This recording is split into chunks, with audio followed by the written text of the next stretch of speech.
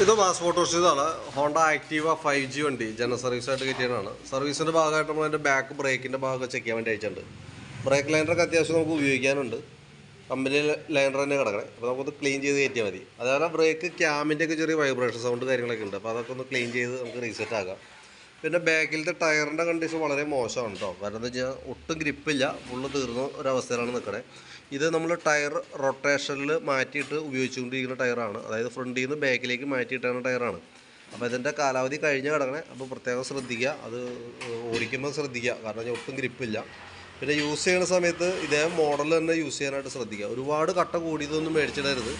Company വന്ന pattern, അതായത് സാപ്പർ model എന്ന് പറയാം. MRF ആയാലും അപ്പോളോ C8 ഏത് യൂസ് ചെയ്താലും സാപ്പർ ഡിസൈനാണ്, വി ഷേപ്പിലുള്ള ഡിസൈനാണ് നമുക്ക് അതിന് വേണ്ടത്. ആ പാറ്റേണാണ് ഉപയോഗിക്കേണ്ടത് കേട്ടോ.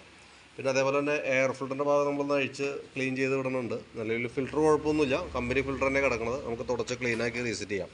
ക്ലച്ചിൻ്റെ ഭാഗമായാലും വേറെ കംപ്ലൈൻറ്റോ ലീക്കേജോ കാര്യങ്ങളൊന്നുമില്ല. ക്ലച്ചൊക്കെ നല്ല ഫ്രഷ് ആയിട്ട് തന്നെ ഇരിക്കണേ. അപ്പോൾ ഒന്ന് എയർ അടിച്ച് ക്ലീൻ ചെയ്ത് ആ ബെൽറ്റ് വർക്ക് ചെയ്തിട്ടുള്ള പൊടിയും ക്ലച്ച് ഷൂ ഒരഞ്ഞിട്ടുള്ള പൊടിയൊക്കെ ഉണ്ട്, അതൊക്കെ ഒന്ന് ക്ലീൻ ചെയ്ത് കയറ്റാം. എയർ അടിച്ചൊന്ന് ക്ലീൻ ആക്കി ഇട്ടാൽ മതി. ബെൽറ്റിൻ്റെ കണ്ടീഷൻ ആയാലും ബെൽറ്റ് വേറെ പറയത്തക്ക കംപ്ലൈൻറ്റോ പൊട്ടലോ കാര്യങ്ങളൊന്നുമില്ല. ബെൻഡെക്സ് യൂണിറ്റ് ആയാലും പെർഫോമൻസൊക്കെ ഓക്കെയാണ്, വർക്കിംഗ് ഒക്കെ സ്മൂത്താണ്, വേറെ പ്രശ്നമില്ല. Variator body, boss drive, roller അടങ്ങുന്ന യൂണിറ്റാണ്. അതും നോർമൽ സാധാരണ രീതിയിലുള്ള തേമാനമൊക്കെ ഉള്ളൂ.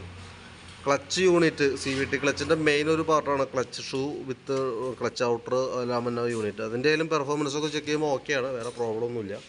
കിക്കർ വീലൊക്കെ ആയാലും കൂട്ടത്തിക്കടെ നമ്മളൊന്ന് അഴിച്ച് ഗ്രീസ് ചെയ്ത് നമ്മൾ റീസെറ്റ് ചെയ്തിട്ടുണ്ട് കേട്ടോ. പിന്നെ അതേപോലെ നമ്മൾ അതിൻ്റെ എഞ്ചിൻ ഹെഡിൻ്റെ ഭാഗത്തേക്ക് വരുമ്പോഴത്തേക്കും ഹെഡിൻ്റെ അവിടെ ചെറിയൊരു ലീക്കേജ് സ്റ്റാർട്ട് ചെയ്തിട്ടുണ്ട്. ഇവിടെ നോക്കുമ്പോൾ അറിയാം, നമുക്കത് ഇവിടെ ഗ്യാസ്കറ്റ് കംപ്ലൈൻ്റ് ആയിട്ട് ഓയിൽ ഇവിടെ നനഞ്ഞ് പുറത്തിന് ചെറുതായിട്ട് ഇങ്ങനെ നിൽക്കുന്നുണ്ട്, ഓയിൽ ലീക്കേജ് ആയിട്ട് നിൽക്കുന്നുണ്ട്. കൈയോടെ നമുക്ക് ആ ഗ്യാസ്കറ്റ് മാറ്റിയിട്ട് കഴിഞ്ഞാൽ പ്രോബ്ലം സോൾവ് ചെയ്യാൻ പറ്റും.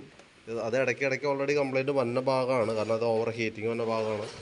കുറേ കഴിഞ്ഞപ്പോഴത്തേക്കും ആ റബ്ബർ ഹാർഡായി പോകും, അങ്ങനെയാണ് ആ ലീക്കേജ് തന്നെ. അപ്പോൾ കൈയോടെ നമുക്കതൊന്ന് ചേഞ്ച് ചെയ്തിട്ടേക്കാം. പിന്നെ ഫ്രണ്ട് ഭാഗത്തേക്ക് വരുമ്പോഴത്തേക്കും ഫ്രണ്ട് ബ്രേക്കൊക്കെ നമ്മളൊന്ന് അഴിച്ച് ചെക്ക് ചെയ്ത് ക്ലീൻ ചെയ്ത് വെക്കുന്നുണ്ട്. ലൈനറൊക്കെ അത്യാവശ്യം നല്ല ലൈനറാണ്. ബുഷുകളിൽ നമുക്ക് ഈ ഷോക്കിൻ്റെ ബുഷൊന്നും വേറെ കുഴപ്പമില്ല. ഈ ലിങ്കിൻ്റെ ഉള്ളിൽ തന്നെ കോളർ ബുഷ് നമുക്കൊന്ന് ചേഞ്ച് ചെയ്ത് തരാം, കാരണം അതിന് പ്ലേ കാണിച്ചു തുടങ്ങിയിട്ടുണ്ട്. ആരംഭമാണ്. അപ്പോൾ കൈയോടെ കോളർ മാത്രം മാറ്റി നമുക്കത് റെഡിയാക്കാവുന്നുള്ളൂ. സ്പീഡോമീറ്ററിൻ്റെ കേബിൾ കംപ്ലൈൻ്റ് ഉണ്ട്. ഓൾറെഡി മീറ്റർ വർക്കിംഗ് ആണ്, പക്ഷേ അത് തുരുമ്പ് കയറിയിട്ടുള്ള സൗണ്ട് കാര്യങ്ങളൊക്കെ ഉണ്ട്. അപ്പോൾ തൊട്ടടുത്ത് തന്നെ പൊട്ടിപ്പോവും. അതുകൊണ്ട് തന്നെ കൈയോടെ കൂട്ടത്തികളെ നമുക്കത് മാറ്റി കളയാം, അതായിരിക്കും കുറച്ചുകൂടി ബെറ്റർ. ബാറ്ററി ആമറോണിൻ്റെ ബാറ്ററിയാണ്, 12 വോൾട്ട് 4 ആമ്പിയർ വരുന്ന ബാറ്ററിയാണ് ഇരിക്കുന്നത്. 2023 ആണ് മോഡൽ. അപ്പോൾ ബാറ്ററി കൂടിയും കൂട്ടത്തിൽ നമ്മളൊന്ന് ചെക്ക് ചെയ്ത് പോകുന്നുണ്ട്. അതിൻ്റെ വോൾട്ട് ചെക്ക് ചെയ്യുമ്പോൾ നമുക്ക് 12.5 വോൾട്ട് കിട്ടുന്നുണ്ട്. 12.69 റേഞ്ചിലൊക്കെ വോൾട്ട് വരുന്നുണ്ട്.